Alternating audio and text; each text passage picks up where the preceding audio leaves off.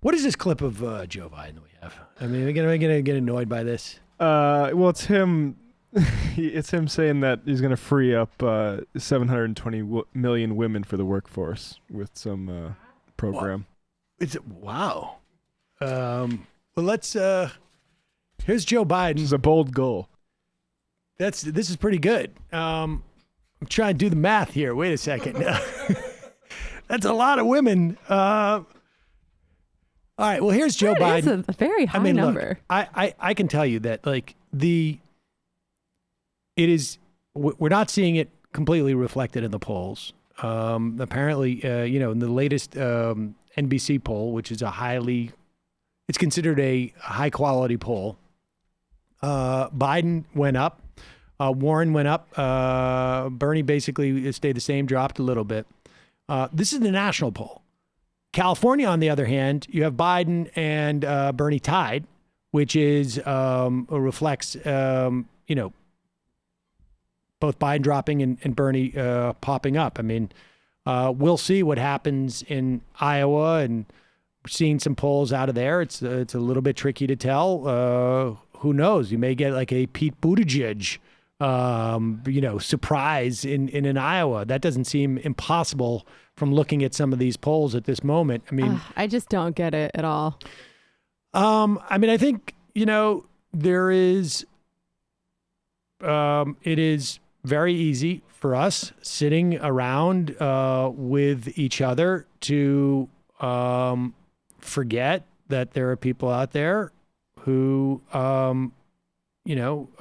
have vastly different perspectives on things as us. I mean, this is chapter 1 in my book, Blame the Electorate, that I'm formulating. But, we'll see. I think that the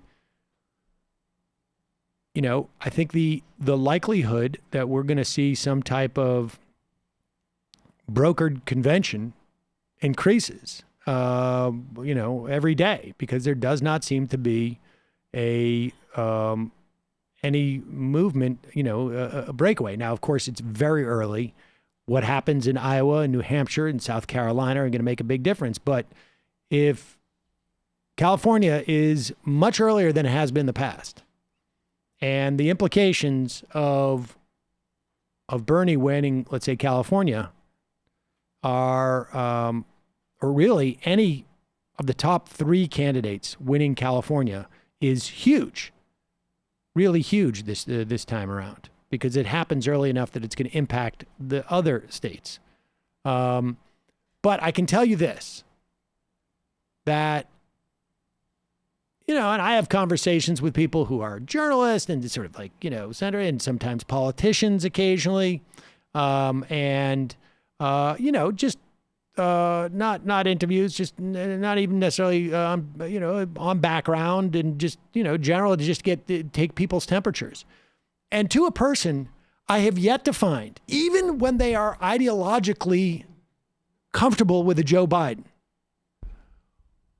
I have yet to find a person who has confidence that this guy can win. Now, this is a real problem, because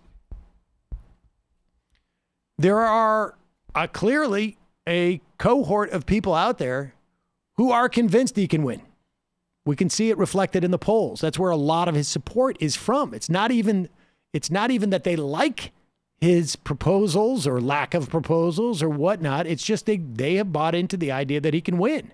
And this is a very scary situation, because, and someone, like I used this analogy yesterday, is leaking oil. Someone had said that to me. And the thing that's dangerous about leaking oil, as opposed to, let's say, he's got a blown head gasket, is that you got a blown head gasket, you can't even make it onto the highway. You could run on E for a while. Well, no, the point being that you blow a head gasket, you pull over on the side and you're done. The car, you got to just call for a tow truck. It's done.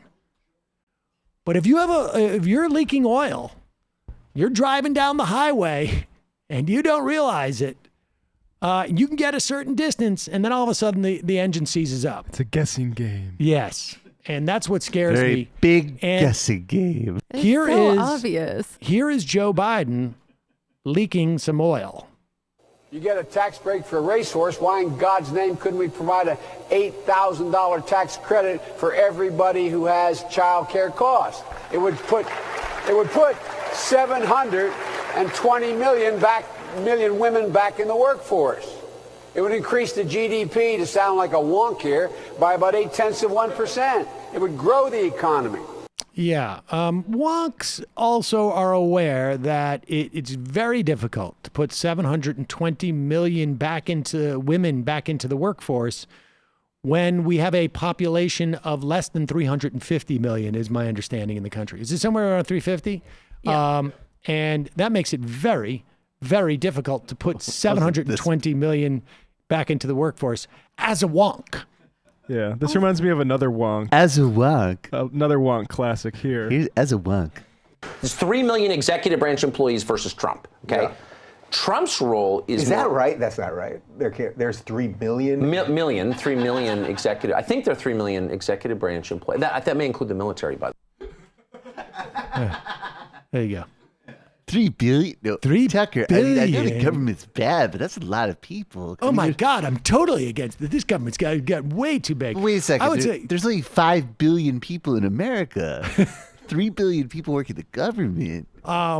but obviously he's just misspeaking there. Aside from the fact that, like, you know, the tax credit, I mean, I guess it's one way to do it. The other way to do it might be to actually just provide universal pre-K and pre-K. Decommodify. Well, I mean, right, decommodify. It's also it just does show, though, that even taking everything else aside, that Joe Biden, not just by instinct but by his whole career, is a walking embodiment of all of the bad turns of the well, not even the modern Democratic Party, but the Democratic Party through the 70s, 80s, 90s, and aughts, from a right-wing turn on foreign policy and a variety of other issues, and just the fact that, and this was, if you read like Third Way people should go back and check out, like, you know, the Third Way archives from the 90s.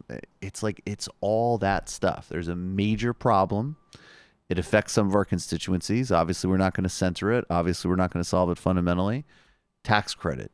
I mean, everything is just a tax credit scheme or a public-private partnership, which always makes things less efficient. Yeah, I also hate the idea that the only reason we should get any help from the government whatsoever with taking care of our families is so that we can go off and work ourselves to death. Well, but it's 720 million women who are going to go into the workforce. That's a lot of women. We're going to be very productive. Well, here's And the then thing. while they're working, then someone could come in and tell them how to raise their kids if they're black. Well, this is And you got the record player on. That's another 40 million. I mean, we could probably just take 300 million of them and retrofit all the pipes in America. well, that's what I'm Right, saying. right, So this is, Jamie, this is the thing you're not picking up. 720 million women come into the workforce. We're all going to have like 1 day a week work weeks. We can all have a woman that works for us. Fair enough. Like, Hadn't thought welcome about to it your that way. orientation. This is how you do a right-wing Mandela There'll impression. be 20 women working here who would be doing all of our jobs. Hi, Jennifer. Thank you for coming. This is the Social Security briefing book, and right around 11:45, I get extremely cranky in the prep. There you go. Exactly. You will all tell everybody, be quiet in the office, please.